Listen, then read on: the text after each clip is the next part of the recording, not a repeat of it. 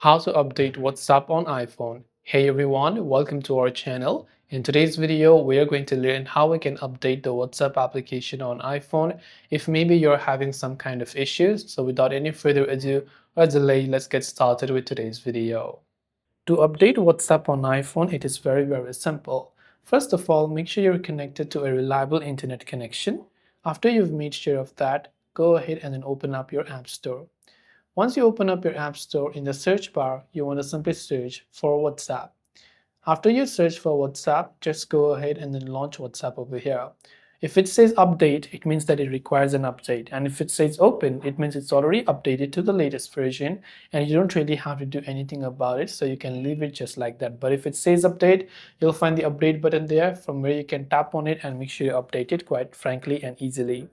This way you will be able to update WhatsApp on iPhone. Hope this video helped you out, and if you have any questions, do feel free to leave them down in the comment section below. As always, thanks for watching till the very end of this tutorial and see you soon in the next video.